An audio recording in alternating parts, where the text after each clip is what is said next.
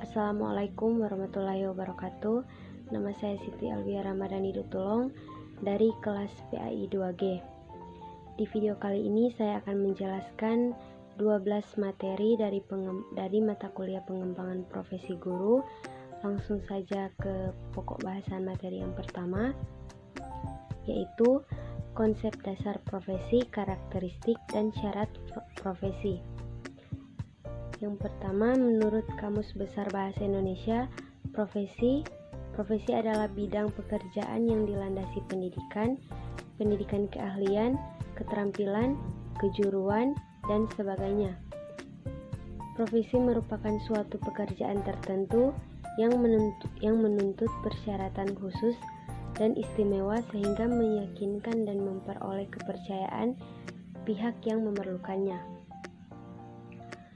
Karakteristik profesi secara umum, yaitu yang pertama, keterampilan yang berdasarkan pada pengetahuan teoritis, dan yang kedua, asosiasi profesional, yang ketiga, pendidikan ekstensif, yang keempat, ujian kompetensi, yang kelima, pelatihan institusional, yang keenam, lisensi, yang ketujuh, otonomi kerja, dan yang kedelapan, kode etik. Adapun syarat profesi yaitu memiliki cakupan ranah kawasan pekerjaan atau pelayanan khas definitif atau bukan untuk sementara dan sangat penting dan dibutuhkan oleh masyarakat.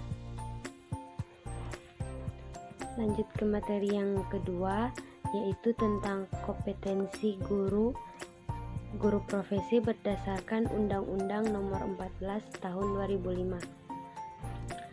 Guru sebagai seseorang yang berwenang untuk mengajar dan mendidik peserta didik harus memiliki kualifikasi dan kompetensi yang baik agar upaya dalam mengkondisikan lingkungan belajar dapat merubah perilaku peserta didik menjadi lebih baik secara efektif dan efisien. Kompetensi merupakan syarat yang harus dimiliki guru agar dapat melaksanakan tugas dengan profesional sehingga mencapai tujuan pembelajaran secara efektif dan efisien. Kompetensi dalam bahasa Indonesia merupakan serapan dan bahasa Inggris competence dan yang berarti kecakapan dan kemampuan.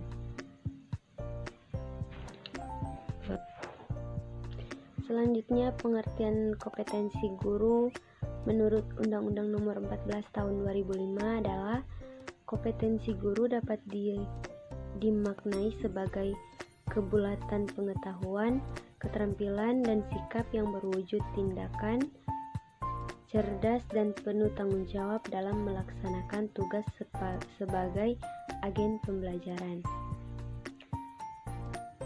Adapun konsep profesional dalam jurnal meningkatkan profesionalisme dan guru, sebuah harapan. Profesionalisme merupakan paham yang mengajarkan bahwa setiap pekerjaan harus dilakukan oleh orang yang profesional. Selanjutnya, karakteristik kompetensi profesional menurut Hamalik dalam bukunya Pendidikan Guru Berdasarkan Pendekatan Berdasarkan Kompetensi Guru adalah seseorang yang melakukan fungsinya di sekolah dari pengertian. Kemudian materi yang ketiga tentang keterampilan dasar guru dalam proses pembelajaran. Langsung saja, komponen pembuka dan menutup pembelajaran sebagaimana dijelaskan M. User Usman adalah sebagai yang pertama, menarik perhatian siswa, yang kedua, memberi acuan melalui berbagai usaha, yang ketiga, memberikan apersepsi, yang keempat, meninjau kembali penguasaan materi pokok dengan merangkum hasil pembelajaran, dan yang kelima, melakukan evaluasi. Kemudian yang kedua, penguatan adalah segala bentuk respon apabila bersifat verbal maupun nonverbal. Penguatan ini merupakan bagian dan modifikasi tingkah laku guru terhadap tingkah laku siswa yang bertujuan untuk memberikan informasi atau umpan balik bagi siswa atas perbuatannya sebagai suatu tindak dorongan atau koreksi. Dan yang ketiga, keterampilan menggunakan variasi merupakan keterampilan guru dalam menggunakan bermacam kemampuan dalam mengajar untuk memberikan rangsangan kepada siswa agar suasana pembelajaran selalu menarik, sehingga siswa bergairah dan antusias dalam menerima pembelajaran dan aktivitas belajar mengajar dapat berlangsung secara efektif. Dan yang keempat, keterampilan menjelaskan adalah suatu keterampilan menyajikan bahan belajar yang diorganisasikan secara sistematis sebagai suatu kesatuan yang berdiri sehingga mudah dipahami para peserta didik. Dan yang kelima, keterampilan bertanya adalah suatu pengajaran itu sendiri, sebab pada umumnya guru dalam pengajaran melibatkan atau menggunakan tanya jawab.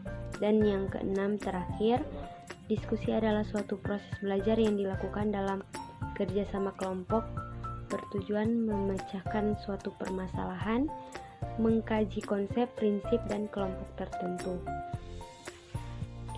Selanjutnya materi yang keempat tentang seni berkomunikasi. Pengertian seni komunikasi berarti kesenian untuk berbicara baik yang dicapai berdasarkan bakat, alam, dan keterampilan teknis. Sekarang ini retorika diartikan sebagai kesenian untuk berbicara baik yang dipergunakan dalam proses komunikasi antar manusia. Kesenian berbicara ini bukan hanya berarti berbicara lancar tanpa jalan pikiran yang jelas dan tanpa isi, melainkan suatu kemampuan untuk berbicara dan berpidato secara singkat, jelas, dan padat dan mengesankan. Retorika modern mencakup ingatan yang kuat, daya kreasi dan fantasi yang tinggi, teknik pengungkapan yang tepat, dan daya pembuktian serta penilaian yang tepat. Teknik berkomunikasi yaitu berkomunikasi yang baik sangat kita perlukan.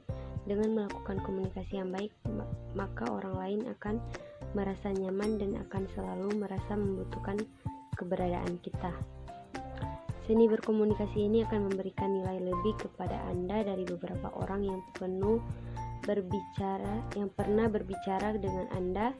Dengan gaya komunikasi yang baik, diharapkan orang lain yang menjadi lawan bicara kita menjadi tertarik dengan apa yang ingin disampaikan kepada mereka. Dan yang terakhir, cara mengembangkan seni komunikasi. Ada beberapa hal yang dapat dilakukan supaya kita dapat mengembangkan seni berkomunikasi. Di antaranya, yang pertama, menyimak dengan seksama, dan yang kedua, memahami makna sebuah pesan, yang ketiga, mengenal gaya komunikasi, yang keempat, memilih saat yang tepat, dan yang terakhir, memberi apresiasi. Baiklah, langsung saja ke materi yang kelima, kode etik profesi guru dan organisasi asosiasi keprofesian.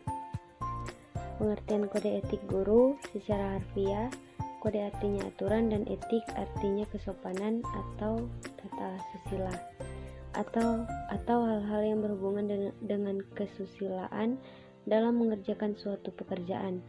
Dalam kaitannya dengan profesi, bahwa kode etik merupakan tata cara atau aturan yang menjadi standar kegiatan suatu profesi. Profesi adalah jabatan atau pekerjaan yang menurut keahlian seseorang yang didapat melalui adanya proses pendidikan. Sedangkan guru adalah pendidik dengan tugasnya utamanya mendidik, membimbing, melatih, dan mengevaluasi.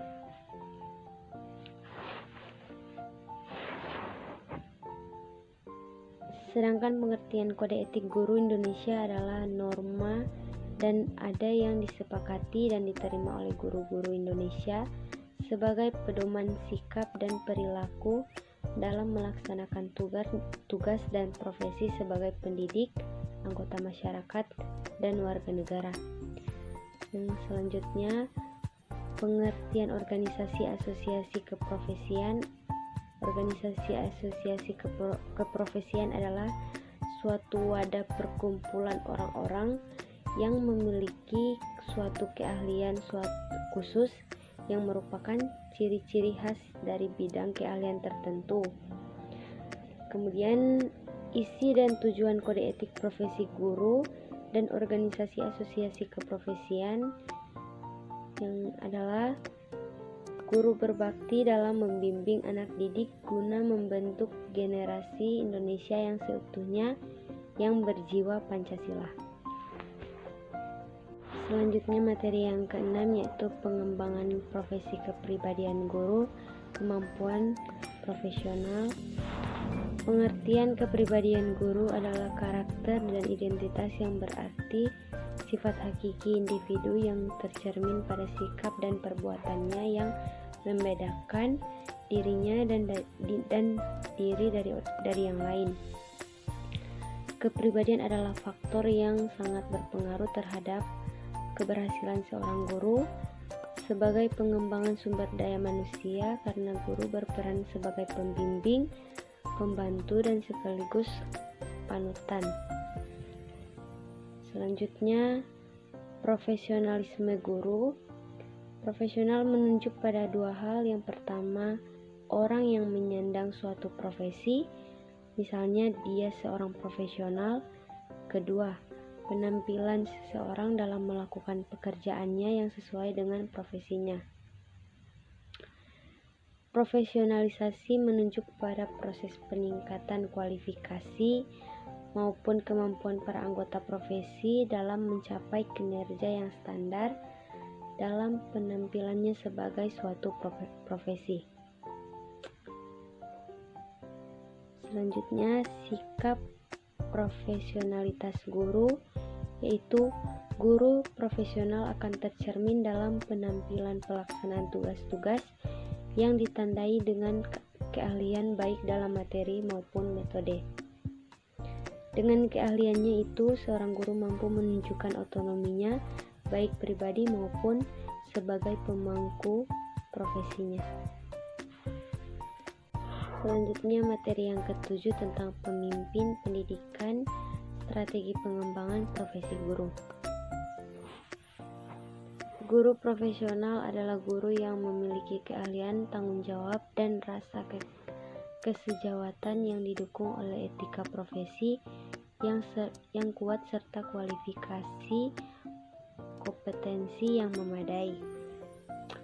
Yang kedua, Kesteter menyampaikan 5 model pengembangan untuk guru sebagaimana dikutip oleh Udin Syepudin Saud, yakni individual guided staff development, pengembangan guru yang dipandu secara individu, dan yang kedua observation atau assessment, observasi atau penelitian, yang ketiga involvement in a development atau improvement proses, yang artinya keterlibatan dalam suatu proses pengembangan atau peningkatan, yang terakhir training atau pelatihan, dan inquiry atau pemeriksaan.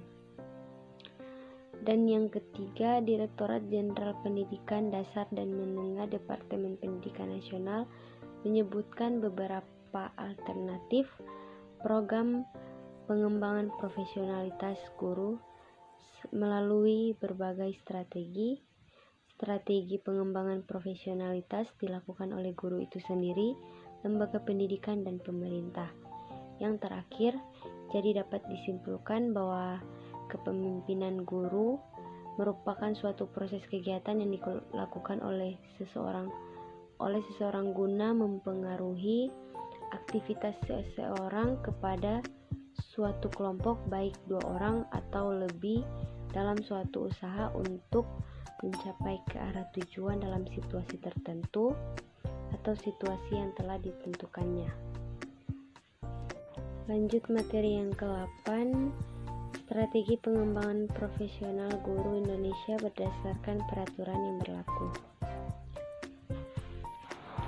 Pengertian guru profesional: guru sebagai suatu profesi di Indonesia baru dalam taraf yang sedang tumbuh atau emerging profession yang tingkat kematangannya belum sampai pada yang telah dicapai oleh profesi-profesi yang lainnya, sehingga guru dikatakan sebagai profesi uang setengah atau demi pekerjaan berbeda dengan pekerjaan non-formal.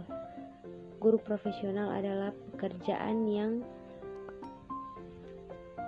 atau kegiatan yang dilakukan oleh seseorang dan menjadi sumber penghasilan kehidupan yang memerlukan keahlian, kemahiran, atau kecakapan yang memiliki standar mutu atau norma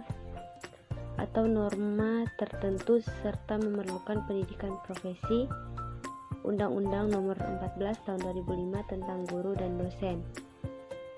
Kemudian hakikat profesional guru dalam Undang-Undang Republik Indonesia Nomor 14 Tahun 2005 tentang guru dan dosen. Guru adalah mendidik profesional dengan tugas utama mendidik, mengajar, membimbing, mengarahkan, melatih, menilai, mengevaluasi peserta didik pada pendidikan anak usia dini, jalur pendidikan formal, pendidikan dasar, dan pendidikan menengah. Sedangkan profesional adalah pekerjaan atau kegiatan yang dilakukan oleh seseorang dan menjadi sumber penghasilan kehidupan yang memerlukan keahlian, kemahiran, atau percakapan yang memenuhi standar guru. Adapun strategi pengembangan guru adalah siasat untuk mencapai suatu maksud dan tujuan dalam mengembangkan profesi guru dapat dilakukan berbagai strategi baik dalam bentuk pendidikan dan pelatihan dan pelatih. Lanjut ke materi yang ke-9 tentang sertifikasi guru, uji kompetensi, dan undang-undang guru. Yang pertama, guru wajib memiliki kualifikasi akademik, kompetensi, sertifikasi pendidik, sehat jasmani dan rohani, serta memiliki kemampuan untuk mewujudkan tujuan pendidikan nasional. Dan yang kedua, kompetensi guru meliputi kompetensi pedagogik, kompetensi kepribadian, kompetensi sosial, dan kompetensi profesional yang diperoleh melalui pendidikan profesi. Dan yang ketiga, profesi sertifikasi pendidik diselenggarakan oleh perguruan tinggi yang memiliki program pengadaan tenaga kependidikan yang terakreditasi. Sertifikasi pendidik dilaksanakan secara objek, transparan, dan akuntabel. Dan yang keempat, pengembangan profesional diperlukan knowledge atau pengetahuan, yang kedua ability atau kemampuan, yang ketiga skill, keterampilan, yang keempat attitude, sikap diri, dan yang kelima habit, kebiasaan. Dan yang kelima, kompetensi profesional guru meliputi kompetensi pribadi, kompetensi profesional, dan kompetensi sosial kemasyarakatan. Lanjut ke materi yang ke-10 tentang kurikulum 2013. Kurikulum 2013 merupakan perangkat mata pelajaran dan program pendidikan berbasis sains yang diberikan oleh suatu lembaga penyelenggaraan pendidikan dengan tujuan untuk mempersiapkan lahirnya generasi emas bangsa Indonesia dengan sistem di mana siswa lebih aktif dalam kegiatan belajar mengajar. Metode pembelajaran adalah cara yang digunakan dalam proses pembelajaran sehingga diperoleh hasil yang optimal. Adapun berbagai metode pembelajaran yang dapat digunakan pendidik dalam kegiatan pembelajaran. Yang pertama, metode ceramah, penyampaian materi dari guru kepada siswa melalui bahasa lisan baik verbal maupun nonverbal. Dan yang kedua, metode latihan, penyampaian materi melalui upaya penanaman kebiasaan-kebiasaan tertentu sehingga diharapkan siswa dapat menyerap materi secara optimal. Dan yang ketiga, metode tanya jawab, penyaji materi pelajaran melalui bentuk pertanyaan yang harus dijawab oleh anak didik, bertujuan memotivasi anak mengajukan pertanyaan selama proses pembelajaran, atau guru mengajukan pertanyaan dan anak didik yang menjawab. Dan yang keempat, metode karya wisata, metode penyampaian materi dengan cara membawa langsung anak didik ke tempat objek di luar kelas atau di lingkungan kehidupan yang nyata agar siswa dapat mengamati atau mengalami secara langsung atau mempraktikkan secara langsung. Dan yang kelima, metode demonstrasi, metode pembelajaran dengan cara memperlihatkan suatu proses atau suatu benda yang berkaitan dengan bahan pembelajaran. Lanjut materi yang ke-11, memahami konsep kurikulum 2013. Kurikulum adalah seperangkat rencana dan pengaturan mengenai isi dan bahan pelajaran serta cara yang digunakan sebagai pedoman penyelenggaraan kegiatan belajar. Kurikulum 2013 adalah bentuk terbaru yang diluncurkan oleh Departemen Pendidikan Nasional mulai tahun 2013 ini sebagai bentuk pengembangan dari kurikulum sebelumnya 2006 atau kurikulum tingkat satuan pendidikan yang mencakup kompetensi, sikap, pengetahuan, dan keterampilan secara terpadu. Dengan menekankan pendidikan karakter, maka kurikulum 2013 memiliki tujuan. Yang pertama, meningkatkan mutu proses dan hasil pendidikan yang mengarah pada pembentukan budi pekerti dan akhlak mulia peserta didik secara utuh dan seimbang sesuai dengan standar kompetensi pada setiap jenjang pendidikan. Yang kedua, mempersiapkan sumber daya manusia agar memiliki kemampuan hidup sebagai pribadi dan warga negara yang beriman, produktif, kreatif, inovatif, dan efektif. Dan yang ketiga, kemampuan menghasilkan insan Indonesia yang produktif, kreatif, efektif melalui pembentukan dan penguatan aspek sikap, keterampilan, dan pengetahuan yang berintegritas dan berintegrasi. Dan yang kelima, terakhir, mampu berkontribusi pada kehidupan bermasyarakat, berbangsa, bernegara, dan peradaban dunia. Selanjutnya materi yang ke-12 yaitu tentang strategi pengembangan profesionalisme guru Indonesia berdasarkan peraturan yang berlaku.